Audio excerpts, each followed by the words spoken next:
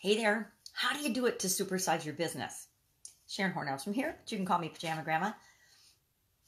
I'm thinking about, as I'm working on a women's summit, all things customer related. And part of it is I'm doing a top 10 countdown, the top 10 things leading up to the live date of the women's summit. And today is all about how do you do it? How do you do, now with this particular topic, how do you do anything customer related in your business right now? So maybe we'll talk about an example of that. But how do you do it could be you thinking about how do you do anything in your business right now. It's about looking at the results you're getting in maybe production, delivery, customer service, finding customers. And we'll talk about the specific customer examples here I'm talking about.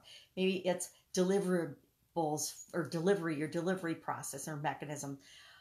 Finance, how profitable you are, whatever it is, you get to decide what is it that's giving me the biggest challenge right now. I always tell people and coach people, pick the one thing that's keeping you up at night. Pick the one thing that's, giving you a gut ache, because we almost always have one thing that stands out as, if I could only improve this one thing in my business or in my life, everything else would be better. And the truth is, it will be, and it would be. If I can just improve any one thing, it affects everything, whether it's our thought processes, our physical health, our well-being, our thoughts and feelings about things, our physical, spiritual, emotional, life. It's all intertwined. We're human beings. We're not robots. We can't just turn everything else off and focus on only one area of our life. Although a lot of us try. I tried doing that when I was younger. It didn't work out so well. But let's talk about this. So define what your it is. So for me, right now, with respect to this Women's Summit, my it is, how do I help women do whatever it is that they need to do with respect to customers to improve their business, to get them the results that they want, to help them grow and supersize their business? Well, customers, it could be anything. So let's pick one example, because your it might be you don't have enough customers coming in. You need to know how to find customers in the first place. Then once you find them, how do you get them? How do you get them coming to you? And once you get them, how do you win their business? How do you win their trust and their desire to actually have a transaction with you? What value can you create for them so that they want to do business with you? Then once you get them to do business with you, how do you make sure that they have a fantastic experience, get the results that they want, so that they'll come back to you in the future for other solutions and for other results, and to help them in the particular area of their life and business that you do for them, that you can help them with, how you serve them. So let's pick a specific customer example. Let's say you got customers, you've been in business for a while, you've got customers coming in, but you realize that you only have about 20% of your customers, the new customers that come in, only like 20% of them are ever coming back and doing repeat business with you.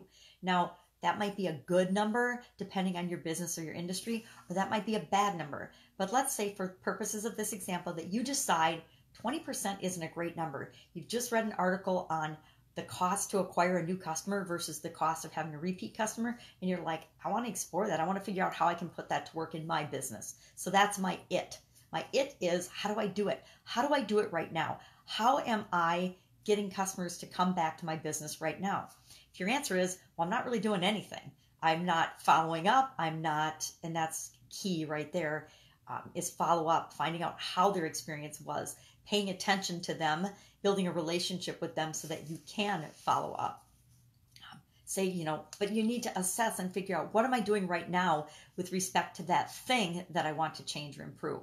So the first step is to notice that you're not getting the result that you want. Hey, I got this problem. I want this, or I just want this result to be better. What happens if you improve from 20% just to 22 or 25%? What does that do to your bottom line? Well, the cool thing about repeat customers and them being way less expensive to acquire is that on the back end, almost 100% of the business goes to, sorry about that, talking too long today, doing too many videos, but it goes to the bottom line. So just increasing that number by 5% actually might increase your profitability by 4.75% or something amazingly cool like that. And what does that mean to you? It's different for all of us, but the point is, it's a kind of a universal truth that repeat customers are good for our businesses. So what am I doing now? What am I doing right now to bring people back for more? And there's infinite possibilities to what you can do, but you have to know what you're doing now and whether it's working or not. You might be doing some things that are working. You might call your customers that have done business with you, that have gotten a great result, and talk to them, find out about their experience. You might be creating a loyalty program, something that encourages people to come back on a regular frequency. I love loyalty programs for businesses like restaurants or local businesses because they're so powerful in bringing people back on the frequency that you want.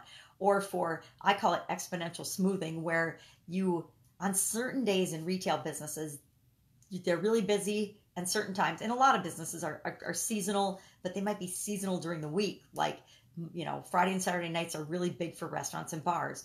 And how do you get people in on Sunday, Monday, and Tuesday nights then? Well, you do things, you offer them incentives for coming in on those times. You offer them rewards, or you have a loyalty program, things like that.